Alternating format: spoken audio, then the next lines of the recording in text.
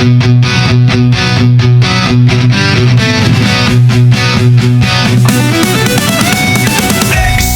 dost, success ka host. Sainik na vodaya mein topmost.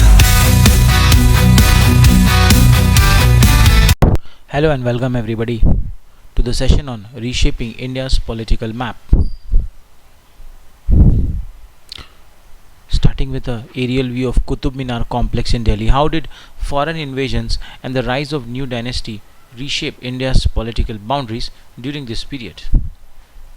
How did the Indian society respond to invasions? How did India's economy adapt during the times of political instability? What impact did this period have on the lives of the people? Let's go ahead and so session is starting with a timeline, and on this timeline the question can be asked. 1206 establishment of Delhi Sultanate question पूछा जा सकता है. 1336 establishment of Vijayanagar Empire, and then 1326 re-establishment of Mewar Kingdom. 1347 is the establishment of Bahmani Sultanate. 1398 Timur attacks Delhi. 1498 arrival of Portuguese in India. All these timelines are important. Questions can be asked on this timeline. The period in this chapter and the next is often called the latter part of medieval period of Indian history. The term medieval, that is between two ages, was originally applied to European history roughly from the fall of Roman Empire, which is 5th century Common Era, to Renaissance. Renaissance was a period of rebirth, the era of development of art and culture. Europe's cultural revival in the 14th to 16th century, nurtured by the rediscovery of Greek and Roman art and literature. It was once thought to mark a dark age before the development of modern science. But of course, Europe and India's history are very different, so applying the same term medieval to both is not ideal. And historians do not always agree on which period it covers in India. We will sometimes have to use the term medieval, but for us it simply means the period from 11th to 17th century. In tapestry of the past chapters, we have tried to keep as few dates as possible. Only those that mark important reference points. You will find it helpful to keep revisiting the timelines in those chapters. Revisit the maps too, as they will help you vitalize the geography that was traversed by armies, common people, traders, scholars, or spiritual figures. Timeline continues further.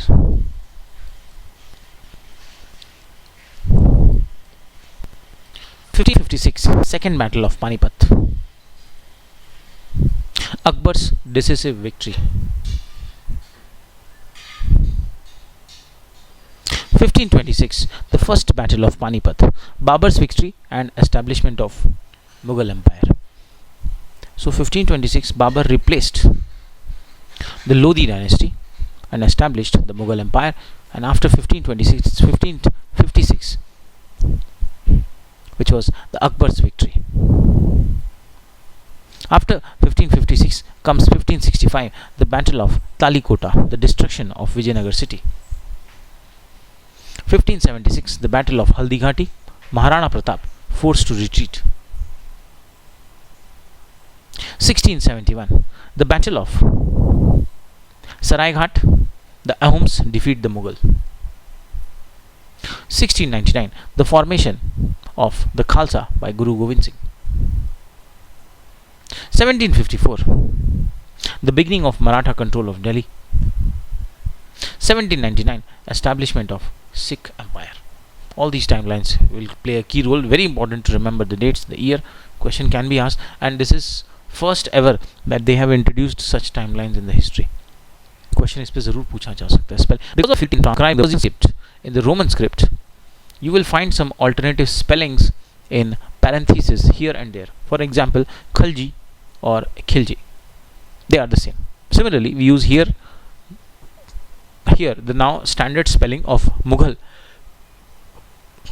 spelling, but alternatives such as Mughal or Mughal, they are still sometimes used. All are same terms. Next, Turkic refers to people, languages, and cultures historically associated with the vast region stretching across Central Asia all the way to Turkey and Siberia. तो उन सभी के लिए Turkic term use किया जाएगा. A new era in India's journey began in the early 11th century. Invasions from beyond the Hindu Kush mountains, which reshaped India's political map. ये अफगानिस्तान वाला जो area, that is the Hindu Kush mountain. Now, no doubt, India had seen much warfare in earlier periods, but the spate of invasions by people from outside the Indian subcontinent during this period was unprecedented. जैसा पहले कभी attack नहीं हुआ, अब unprecedented means जो चीज़ पहले कभी नहीं हुई, वह उस तरह के अटैक शुरू हुए. Many of these invaders were Central Asian, Turkic or Afghan. They were drawn to India not only for her reputed riches and for territorial ambitions, but also often to spread by force of violence if necessary their own versions of their religion. तो ये बता रहे हैं कि पैसे तो उनको पता ही था कि रिच लैंड है. दूसरा टेरिटोरियल एम्बिशन था उनका कि ज़्यादा से ज़्यादा हम एम्पायर फैलाएंगे अपना. बट इसके अलावा एक और था, उनको अपना रिलीजन का भी प्रचार प्रसार करना था. This was also the reason. Let us now explore in this chapter the ever-changing landscape of India from 13th century onwards.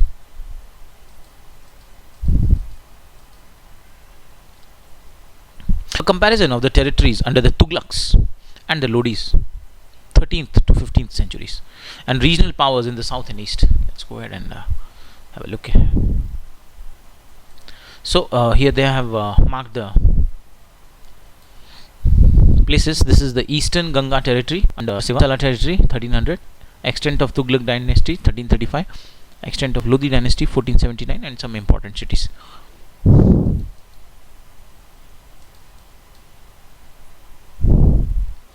You see the important cities are Delhi, Peshawar, Jaunpur, Gwalior, Junagadh, Daulatabad, Jajnagar, Konark, Halebidu, Belur, Madurai. The eastern Ganga territory, you can see the territory on the part of eastern side of Ganga. Hoysala territory, the one in the orange here. The line, the extent of Tughlaq dynasty and Lodi dynasty. The Lodi is in blue, Tughlaq is all over. You can see the linings.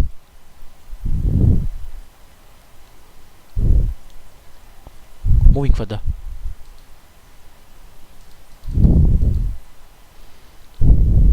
Look at this beautiful architecture. The Qutub Minar, a section of Quwwat al-Islam, might of Islam, might means power, mosque in Delhi's Qutub Minar complex. Its construction began in Qutumuddin Aibak's time. Question पूछा जा सकता है, शुरू किसने किया था? Qutbuddin Aibak किया था. Early 13th century. It was completed by later sultans. An inscription states that material from 27 destroyed Hindu and Jain temples were used in the construction, some of which can be seen here. तो Hindu temples और Jain temples को यहाँ destroy करके इन्होंने कुतुब मीनार का part है उसको यहाँ पर कंस्ट्रक्ट किया है. Rise and fall of the Delhi Sultanate. We begin our journey here with the Delhi Sultanate formed after the defeat of 1192 of King Prithviraj Chauhan, who ruled over parts of northwestern India. The Sultanate saw the rule of 5 successive foreign dynasties of Turkic Afghan origin: the Mamluks or the slave dynasty, the Khiljis or Khaljis, the Tughlaqs,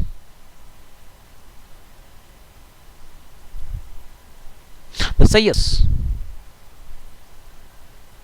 and the Lodis. So these are the 5. And this is the order how they replaced. Mamluks were replaced by Khiljis, Khiljis by Tughlaqs, Tughlaqs by Sayyid, and Sayyid by Lodis. While certain part of northern India came under the control of Delhi Sultanate, neighboring kingdoms such as Eastern Gangas in the east and the Hoysala in the south resisted its advance and also emerged as thriving centers of art, culture, and administration. The city of Delhi also assumed a bigger role in the political landscape of northern India. Sultanate. They have defined the term Sultanate here. A territory ruled by Sultan, a title that some Muslim rulers adopted. The Sultanate period was marked by political instability combined with efforts at territorial expansion. This resulted in the military campaigns that raided villages, cities, plundered markets. So ये बता रहे हैं कि सल्तनत period जो था वो काफ़ी अनस्टेबल रहा. टेरिटोरियल एक्सपेंशन की वजह से, जिससे बहुत सारे मिलिट्री रेड्स हुए, सिटीज़ को इन्होंने प्लंडर किया, लूटपाट किया, हर जगह तबाही फैलाई. And they destroy the temples and seats of learning. Successions, appointment of new sultans were often violent. Almost 2 sultan out of 3 seized power by eliminating their predecessor, so that a sultan's average reign was hardly more than 9 years. तो 9 साल से ज़्यादा बता रहे हैं, average 9 साल से ज़्यादा कोई सुल्तान नहीं रहा, क्योंकि इनका ऐसा चल रहा था कि जो सक्सेसर आ रहे थे वो एक दूसरे को कैप्चर करके राजा बन रहे थे. Alauddin Khilji. This is a 10.7 gram tanka, a coin minted by Alauddin Khilji, which bears the inscription Sikandar Sani और the second Alexander in Persian. तो यहाँ पर सिकंदर सानी लिखा है पर्सियन में, सेकेंड अलेक्जेंडर वो अपने आप को मानते थे. Why do you think Alauddin Khilji called himself a second Alexander? Because of the territorial expansion he does. At the turn of the 14th century, Alauddin Khilji conducted military campaign over a large area of north and central India, sacking and plundering many cities. At the same time, he also repelled several invasions by Mongol forces. तो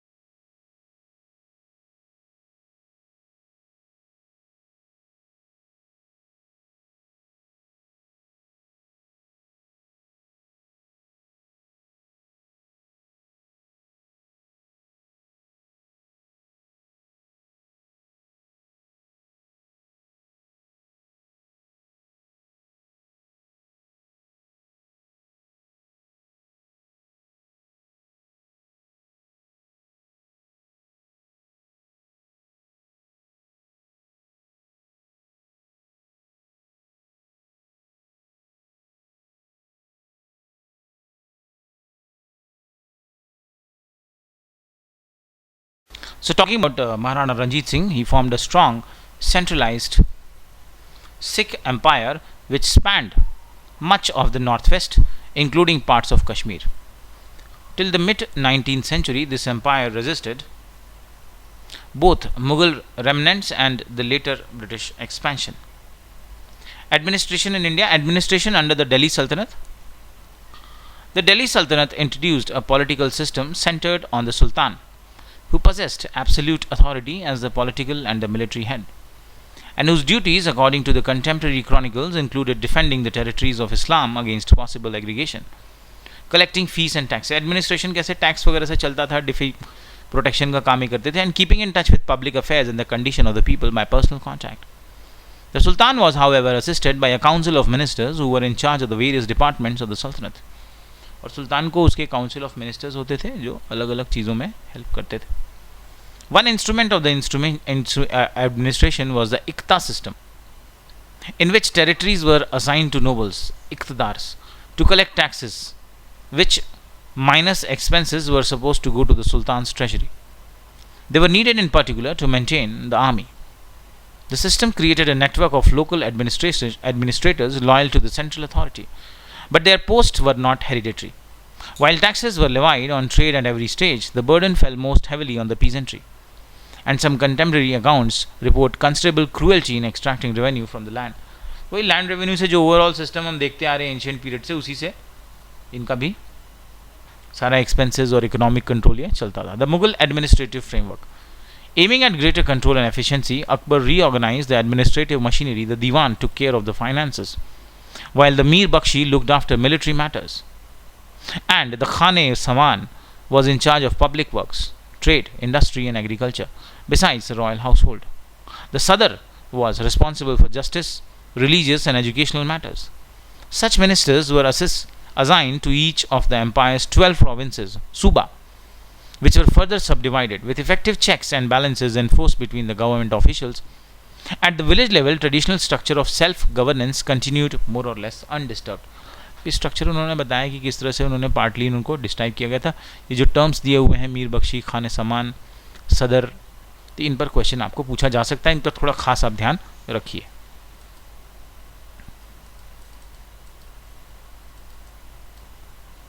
Akbar also instituted the Mansabdari system. As Abu Fazl recorded in his Aine Akbari, Abu Fazl की book थी अकबर के बारे में, which describes Akbar's administration, Mansabdar's officers, according to their mansab, their rank, they were expected to maintain a precise number of elephants, horses, camels, as well as troops. This made it possible to assemble an army at a short notice without having to maintain a permanent centralized army. तो ये मनसबदार क्या होते थे? ये army maintain करने का काम करते थे. एलिफेंट रखते थे, इनके नंबर फिक्स नंबर होते थे, अपने ट्रूप्स रखते थे, हॉर्सेस कैमल्स को रखते थे. मनसबदारी क्वेश्चन पूछा जा सकता है, इंपॉर्टेंट है. Regular inspections were carried out to ensure compliance. Mansabdars were generally paid by being assigned land, जागीर इन्हें दी जाती थी, and were therefore also called as जागीरदार. तो मनसबदार ही जागीरदार होते थे क्योंकि उन्हें अपने टैक्स कलेक्शन के लिए लैंड दिया जाता था. Despite Akbar's growing tolerance for different faith, non-Muslims were kept in a minority in the higher echelons of the administration. For instance, the total percentage of non-Muslim officials in his administration rarely exceeded 1/3 of the total and was often much less. तो ये non Muslims का number जो था बता रहे हैं कि बहुत ज़्यादा नहीं होता था, 1/3 या उससे कम होता था. Even among Muslim officials, those of foreign origin were generally favored over those of Indian origin. तो जो मुस्लिम्स फॉरेन के थे उनको भी थोड़ा फेवर ये लोग करते थे compared to Indian Muslims. के manuscript painting of Abul Fazl seated on a terrace with his completed chronicles before his book. तो ये अपनी बुक कंप्लीट करके अबुल फजल बैठे हुए हैं अकबर के